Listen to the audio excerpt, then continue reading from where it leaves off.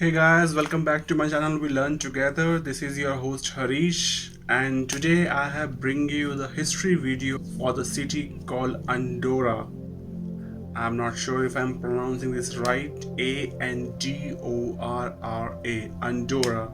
It's a very tiny country in Europe, and I never heard the name of Andorra before. I just did some Google search and all, found the country called Andorra.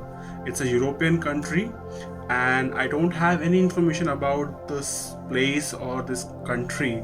So let's go and find out what is Andorra, what is their culture and history. This is a small video from Mr. History channel. So with the help of this video, we might understand about the Andorra history, how they come to existence. So let's go dive in. The city of Andorra. The country of Andorra. Hello everyone, and welcome to Mr.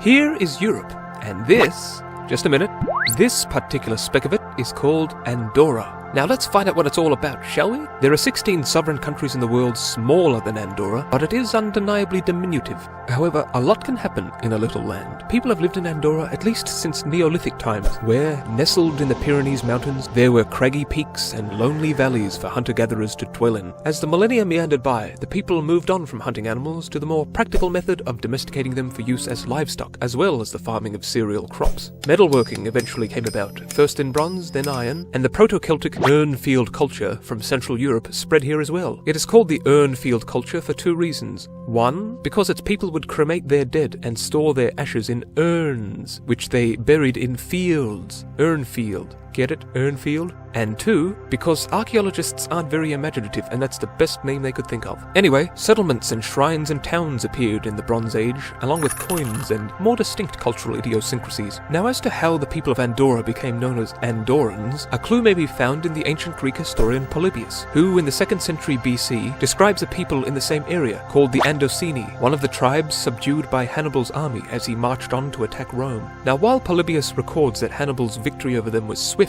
the Andocini and their neighbouring tribes were very outnumbered, yet still fought fiercely and inflicted severe losses on Hannibal's army. So hold your head up, Andorra, you did well. Roman rule in Andorra continued until the 5th century AD, which of course was when the Western Roman Empire collapsed. The German Visigoths took over in Andorra, and Christianity grew in prominence during the 2 centuries of their rule. The Visigoths ruled them from the diocese of Urgell in Catalonia. However, as the years passed, the Visigoths ruling Hispania got out of practice in terms of warfare, and were not ready for the furious Muslim invasion in the 8th century. Andorra was protected, however, by the not out of practice Franks, who stopped the Muslim incursion from advancing any further in Europe. The people of Andorra had fought against the Muslims too, and tradition tells us that the great Frankish leader Charlemagne awarded them 5,000 soldiers for their protection by royal charter. Andorra was pretty much at peace in the Middle Ages, though a military conflict almost arose between the Bishop of Urgell and the Count of Foix after the Cathar Crusade, but it was luckily resolved in 1278 by Peter III of Aragon, and things simmered down. A lot of architectural treasures were built around this time, notably in the Romanesque style, like this church here, and this and that.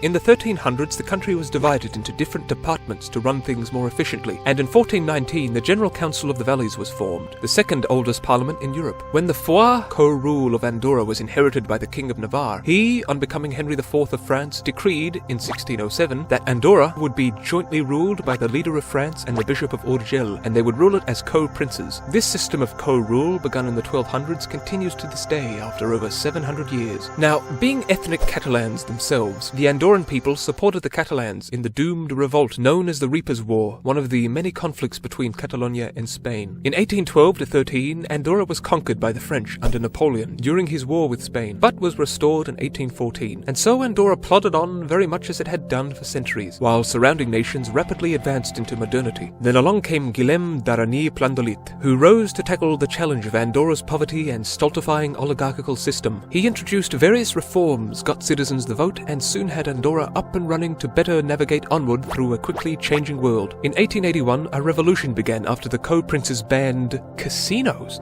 I guess there's a bit of Las Vegas in everyone. Of course there were other things involved, and Andorrans were also swept up in the Catalan Renaissance, and opposed to Germany in World War I, and in 1933 another revolution occurred, led by a labor union calling for further reforms. Then a random Russian appeared and declared himself King of Andorra. He was arrested and kicked out 2 weeks later. Then, during the Spanish Civil War, Andorra sheltered refugees, and wisely remained neutral during World War II, thus escaping harm. Andorra's embracing of capitalism led to an economic boom, and it became the place to be for those who liked to shop and ski. A tax haven with an expertise in banking, Andorra entered an era called the Andorran Dream, which I think still continues, as it remains a peaceful, prosperous country, and 10 million people visit it a year. I wouldn't mind going. How about you? Comment below, but for now, bye-bye! That's it for the video, guys. I hope you have learned something about Andorra. I need to rewatch this video to have a better understanding of the historical culture, but there were many names that he had pronounced which I was totally not able to understand or know about them, except that they were ruled by Germany, they were ruled by France as well, and the Russian tried to take over the land. So there were many things about Andorra that we didn't know about. We will try to find some more videos about the history and the culture and the current situation of Andorra at the moment. But I hope with the help of this video we have learned something new today. Till next time, peace out. Bye bye.